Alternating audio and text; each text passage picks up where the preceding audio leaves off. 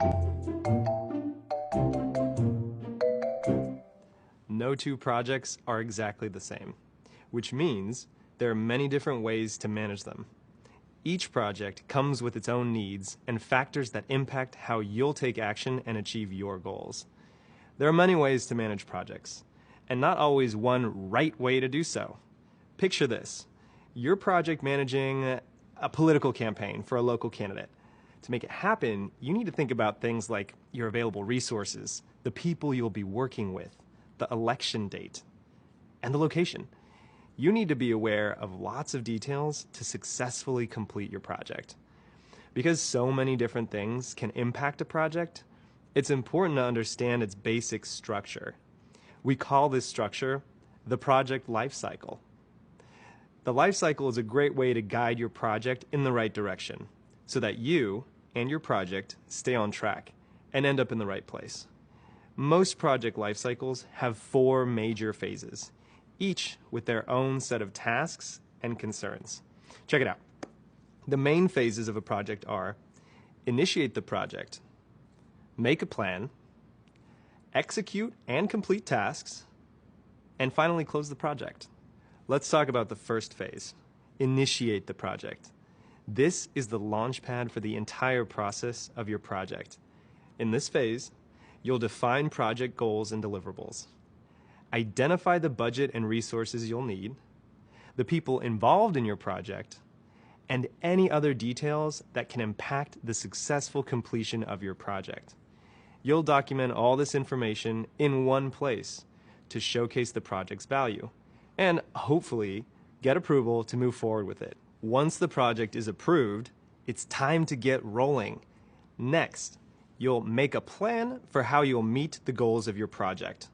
There are all kinds of ways to plan your project, and we'll get into some different methods and techniques later on. But right now, the important thing to know is that for every single project, creating a plan of how you're going to meet your goals is absolutely 100% essential. Think about it. You can't hire a contractor to build a house without planning what it'll look like or how much you have to spend. These same considerations apply to any project that you manage. To be effective, your plan needs to include a lot of things. For example, a budget, a breakdown of all the tasks that you need to be completed, ways to communicate team roles and responsibilities, a schedule, resources, and what to do in case your project encounters problems or needs to change. Now, that's just to name a few. Once you have your plan in place, it's time to execute and complete those tasks. It's important to point out that your project team has the job of completing the project tasks. Now, as the project manager, your role is a little different. While you might be in charge of completing certain tasks in the project, your primary tasks as the project manager are to monitor progress and keep your team motivated. You'll also remove any obstacles that might come up so that the tasks are executed well and on time. Finally, when all the tasks have been completed, all the resources have been accounted for, and the project has crossed the finish line, it's time to close the project. Why is it important to close?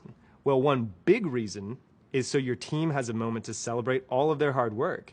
But closing the project is also a chance to evaluate how the project went.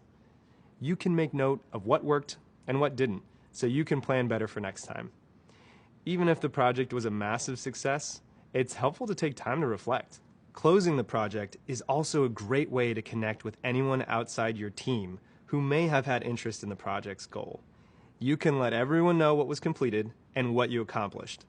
Some projects, like the campaign example, will have a firm end date. Once the project is finished, that's it. There's no more work to do. Other projects have different finish lines. For example, a project where you're implementing a new ordering system at a restaurant is complete after the system is set up and the employees know how it works. At that point, your goals are completed. Now it's time to hand over the project to another group whose job it is to provide support and make sure the system stays running on a day-to-day basis.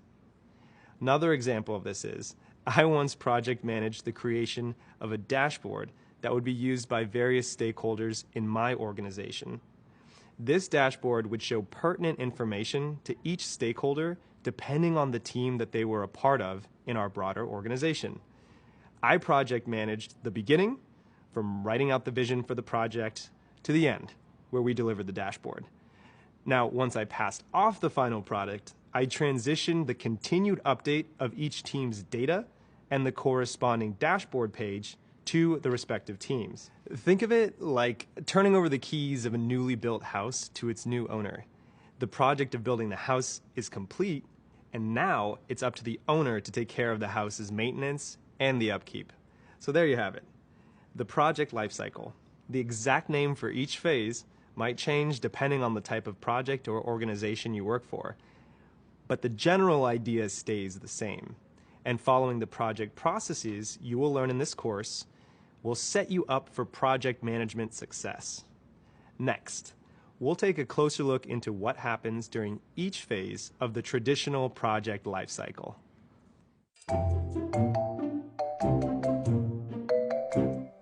Now that we've discussed the project lifecycle, we're going to explore some of the different tasks that match up with each lifecycle phase. But first, let's review the phases. The project lifecycle phases are: initiate the project, make a plan, execute and complete tasks, and close out the project. Okay, great. Let's get back to the tasks that need to be accomplished during each phase. For this video, we're going to focus on the first two project lifecycle phases: initiating the project and making a plan. It's important to call out that the name or tasks for each phase might change or may be a little different depending on the type of project or the organization where you work. At Google, we use a mix of different project management methods, which you'll learn more about later in the course. But regardless of the method, all projects share a lot of the same tasks needed to get the job done. So let's get into it. The first step of the project lifecycle is to initiate the project. During initiation, you'll organize all of the information you have available to you about your project. This way, when you're ready to continue on, you'll be prepared for the next phase when you can create your plan. Defining project goals makes the details of your project clear so that you and your team can successfully complete the project. For example, if the project goal is to manage a political campaign, then some deliverables, which are specific tasks or outcomes, might be to raise $5,000 or get 500 signatures in support of your candidate's cause. With this in mind, you'll need to do some research to come up with ideas that will help you meet your goals. You'll also need to find out what resources are available. Resources can include people, equipment, software programs, vendors, physical space or locations, and more. Anything you need to actually complete the project is considered a resource. Now, as a project manager, you'll record all of these details in your project proposal and then get them approved by a decision maker or group of decision makers at your company so that you can move ahead with your project plans. Now, in some cases, you may be the decision maker, so be sure to consider the same set of factors when initiating your project before moving to the next stage. No worries, you will learn all the details about how to create a project proposal. We will be getting into more detail of what this is and how to create one later in the course. Voila! Once your project is approved, you'll move into the second step of the project lifecycle, which is to make a plan. In this phase, you'll create a budget and set the project schedule. You'll establish the project team and determine each person's roles and responsibilities. Let's pause for a second. You may be thinking, why can't we just get started? But that's the thing with project management. Deliberate planning is critical to a project's success. A crucial part of project management is planning for risk and change. An experienced project manager knows that plans always change. This ability to adapt is all about thinking and planning ahead. Scheduling delays, budget changes, technology and software requirements, legal issues, quality control, and access to resources are just some of the more common types of risks and changes that a project manager needs to consider. So it's important to keep in mind that planning is key to reducing those risks. But don't worry, if the idea of risks seems a little overwhelming right now, in later courses we'll teach you all about understanding risks. Just know that it's really important not to skip this step and to always make a plan. Again, the success of your project depends on it.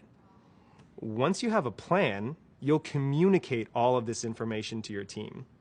That way, each member will know which tasks they'll own and what to do if they have questions or if they run into problems. You'll also communicate your plan with others who have an interest in the project's success so that they are aware of your plans and your progress as the project continues to move forward.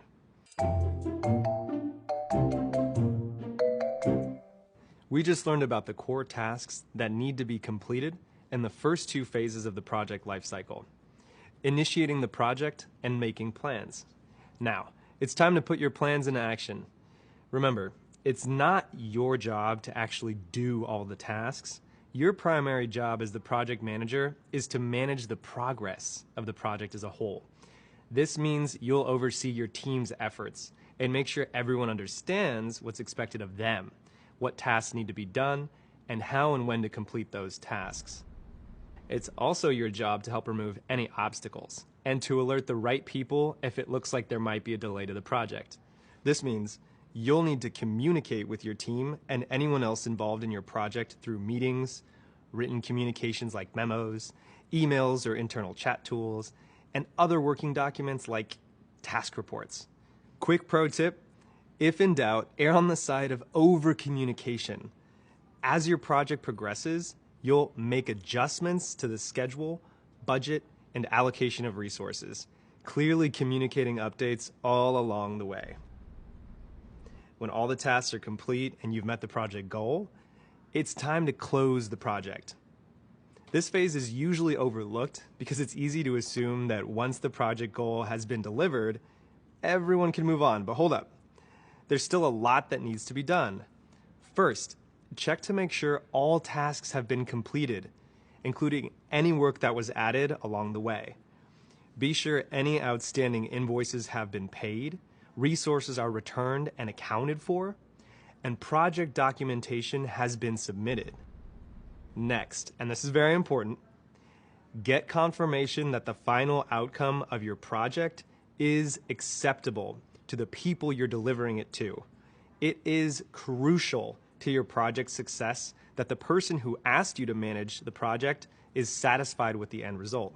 Once your project has been accepted as meeting its goals, take some time to reflect on what went well and maybe what didn't go so well. This reflection is usually called a retrospective, and it's a chance to note best practices and learn how to manage a project more effectively next time. Even if everything went great, the notes from your retrospective are also valuable to the people or organization receiving the end result of the project. That's because they can use that information to inform decisions about their business the next time they consider a project. Now it's time to collect all the project documentation that you've created or collected along the way, including all of your plans and reflections, and share the final results of your project with your stakeholders. Remember, stakeholders are people who are interested in and affected by the project's completion and success. Depending on the type of project, stakeholders could include a department or organization's management team, clients or customers of your product or service, users of your new tool or process, or even the community at large if you're planning a community town hall meeting. Pro tip: stakeholders play a huge role in the development and success of your project. You'll learn a lot more about these key players later on, but for now, just know that they are like the VIPs of your project. Next, take some time to celebrate the effort your team invested in the project. Celebrations help people feel good about the work they've done, and think of the work as uplifting and rewarding because it truly is. Some ideas for small celebrations are a company or team-wide email, thanking the team and acknowledging individual efforts. Now for big projects, you may even consider a company party to celebrate the team and the project's success. To wrap up, you and your team can formally move on from the project so that you can pursue new projects in the future. Well, As you can see, being a project manager is a lot of work, but it's very rewarding, and it's all, well, manageable when you follow through with the project lifecycle. You can see how the organization, communication, and improvements you add to various areas of a project can make the entire team more effective and efficient. And you can have an impact on many areas of a project in a way that's greater than if you focused on any one task on the project. Similar to a coach with a sports team, even though you aren't actually playing a direct role in the game, your guidance, your communication, and your team building can make the difference in a happy, high-performing, and successful team.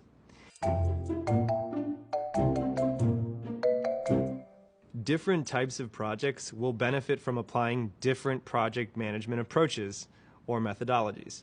A project management methodology is a set of guiding principles and processes for owning a project through its life cycle.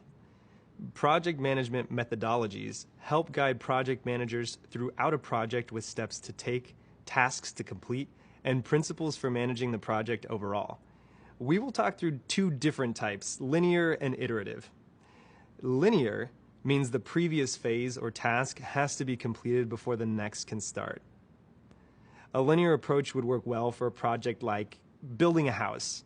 You'd need the blueprint created before you can begin laying the foundation. You've got to know exactly what the house will look like, its dimensions, and what type and how many resources you'll need. Then you've got to finish the foundation before you put up the walls, and the walls before you put up the roof, and so on, before you have the finished project, which is a bungalow-style home. There's also a clear goal. You know exactly what the house will look like. It's unlikely that in the middle of building the house, your client is going to decide they'd rather have a multi-level Victorian instead of a single-level bungalow. What's more, even if they wanted the change, it's too late. You already laid the foundation and built the walls for the bungalow. Done and done. A bungalow is what they wanted, and a bungalow is what they'll get. Using this type of linear project management approach, completing each step in order and sticking to the agreed upon specific results and being able to deliver just what the client ordered. For a project like producing a new show for a television company, on the other hand, it might be more effective to use a methodology that uses an iterative, more flexible approach, where some of the phases and tasks will overlap or happen at the same time that other tasks are being worked on. Your team comes up with an idea for a show and films a pilot. You run several tests of the pilot in different locations and time slots. As your team gathers feedback about the pilot, adjustments to the show are made. At the same time, you're able to make decisions and start working on other parts of the project, like hiring permanent actors, starting film production, and working on advertising, even while the final version of the show is being worked on. And even though the overall goal is clear, produce a new show, the type of show could end up being different from the original idea. Your team may have started out creating a 1-hour show, but during testing, they realized a half-hour show would actually be more popular. Or maybe a supporting character got a lot of positive feedback, so you want to make them one of the main characters. What's more important is that you produce a show that audiences are going to watch. Because of the iterative approach, plans remain flexible, and you're able to make adjustments as you go along. Each of these projects benefits from a different approach to how tasks will be carried out in order to best meet the project's goals. Linear projects don't require many changes during development and have a clear, sequential process. If you stick to the plan, it's likely you'll finish your tasks within the time schedule and all other criteria. Iterative projects allow for more flexibility and anticipate changes. You're able to test out parts of the project to make sure they work before the final result is delivered. And you can deliver parts of the project as they are completed, rather than waiting for the entire project to be done. Over the years, the field of project management has developed many different methods that project managers can choose from that will help them manage most effectively. Google takes a hybrid approach to project management. We mix and match from different methods depending on the type of project. Our project managers are encouraged to adapt their own style to what makes the most sense to their project and their team. So are you starting to see how different approaches might benefit the projects you'll be working on now? Pretty soon, you'll become a pro at picking an approach or combining approaches to fit with your project. Up next, we'll learn about the most well-known and most used project management methods that you can add to your project management toolbox.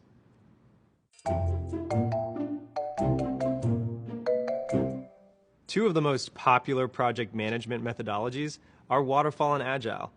Each of these methods has a rich and complex history. In fact, you could take an entire certificate on just one of these methods alone. You'll have a chance to learn more about Waterfall and Agile methods in the upcoming courses of this certificate. So be sure to check those out after completing this one to learn more.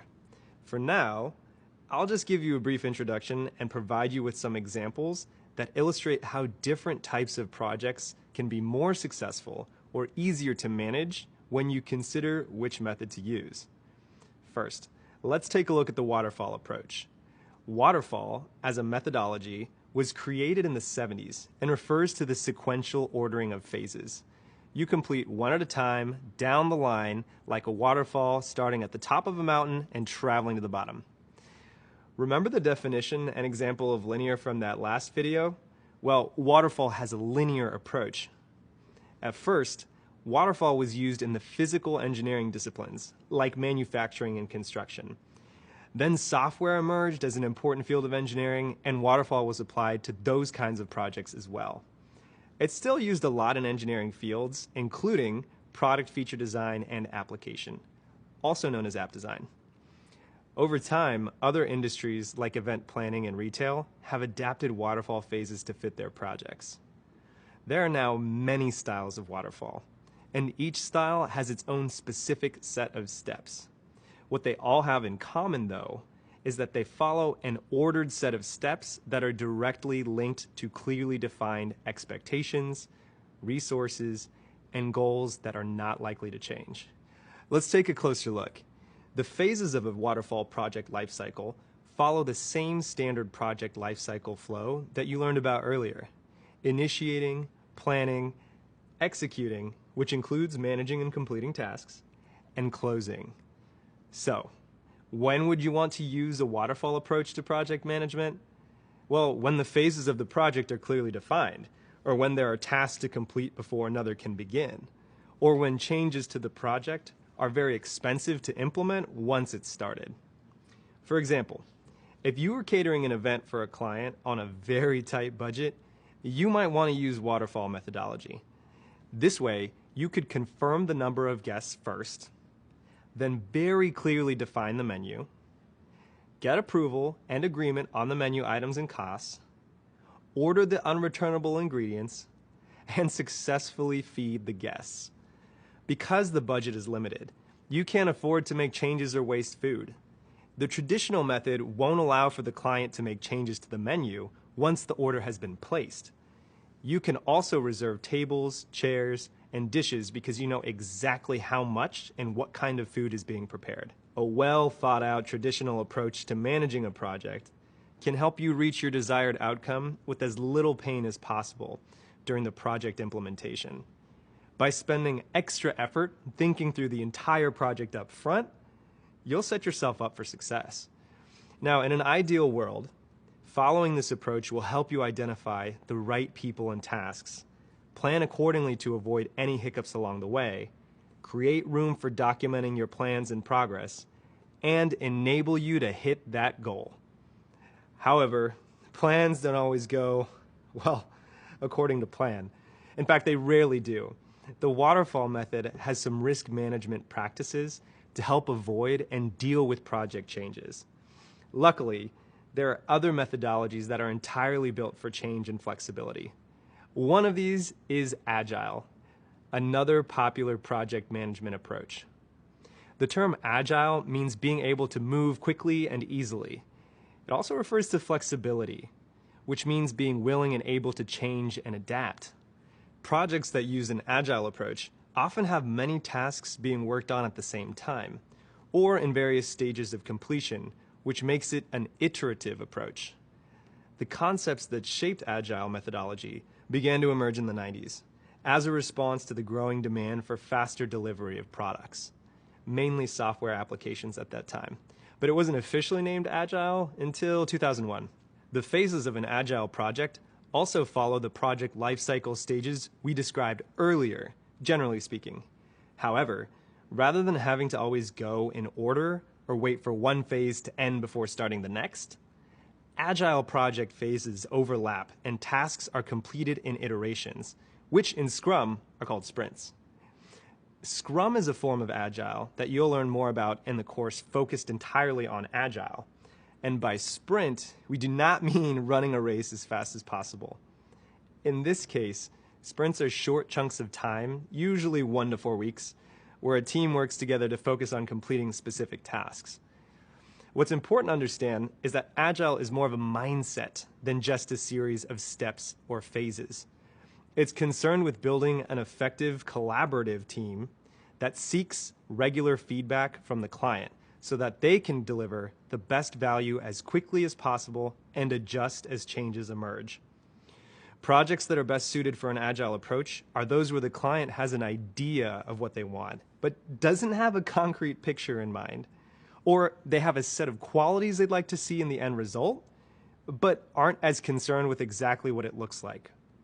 Another indicator that a project may benefit from Agile is the level of high uncertainty and risk involved with the project. We'll talk more about those things later. An example of a project that would work well with an Agile approach might be building a website. Your team would build the different parts of the website in sprints and deliver each part to the client as they are built. This way, the website can be launched with some parts, say the main homepage, that are complete and ready for public view, while other parts, maybe the company blog or the ability to book online appointments, continue to get built out over time. This allows the team to get feedback early on about what works and what doesn't, make adjustments along the way, and reduce wasted efforts. In this same website example, the waterfall method will plan for and require the whole website to be complete before it can launch. Having a basic understanding of waterfall and Agile will help you figure out an effective way to organize and plan out your project. And knowing about these two methodologies will come in handy during future job interviews, because you'll be able to demonstrate a solid understanding of the project management landscape. Waterfall and Agile are two of the more common and well-known project management methodologies, but they are by no means the only or the best ones.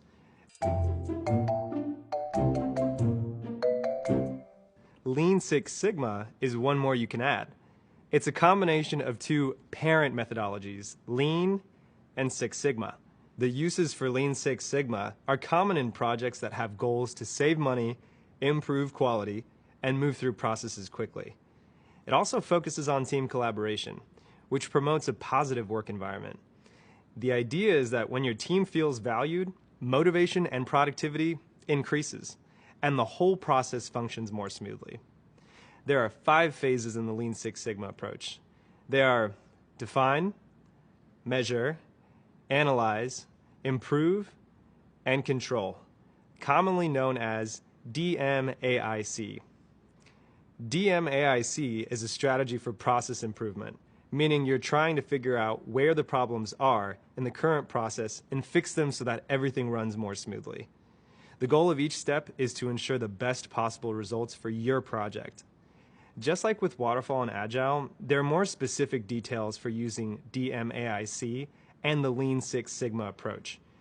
But what's great about the DMAIC process is that it can be used to solve any business problem. Let's break it down.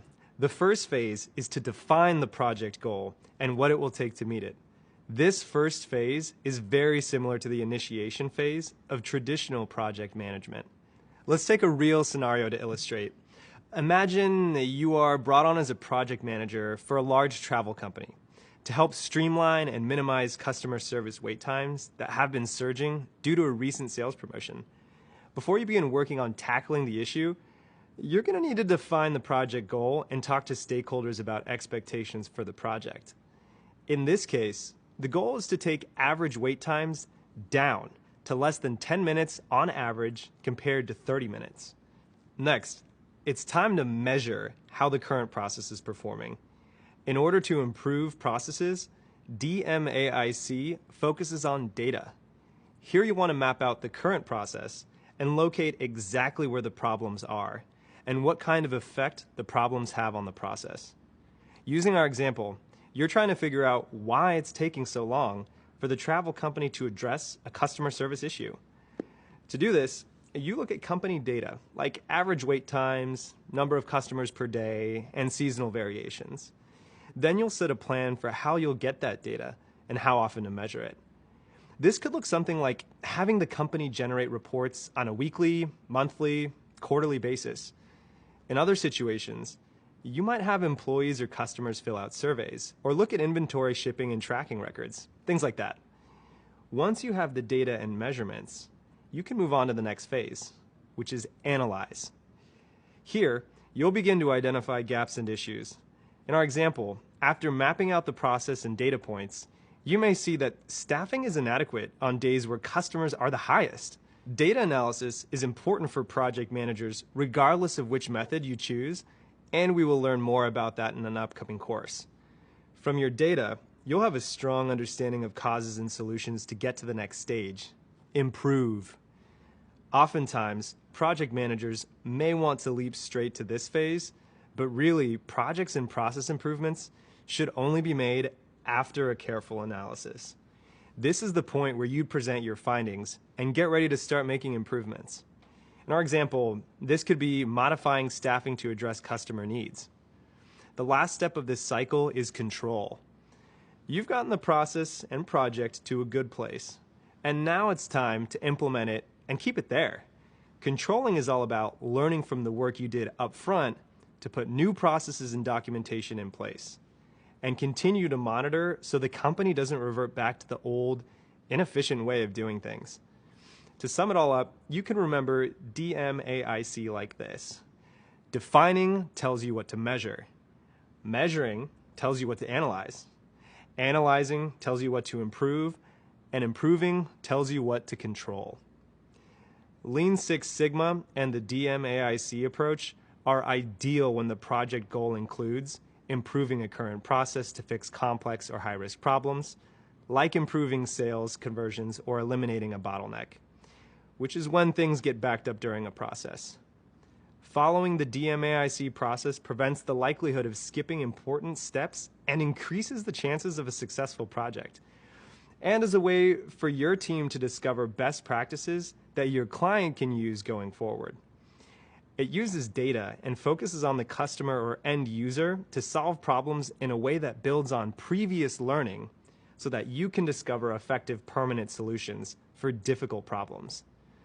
There are many ways out there that break the flow of project management into digestible phases and approaches, all with the same end goal of accomplishing the desired outcome as smoothly as possible and delivering the best value. Like I said earlier, at Google, we follow a lot of different approaches.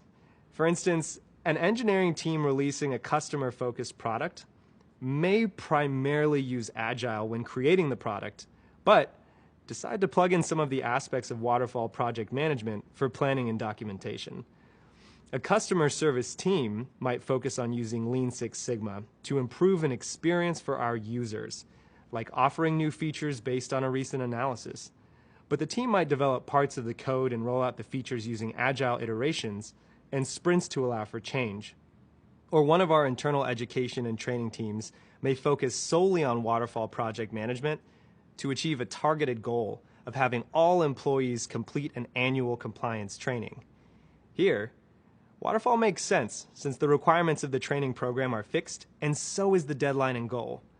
The biggest takeaway is to know the various methods and tools to be able to confidently apply what works best for you, your team, and the end goal. There is no real prescription for how to execute a project perfectly, because there are always pieces you can't 100% control. But the good news is, you can get pretty close with the skill sets you develop through learning about these different frameworks.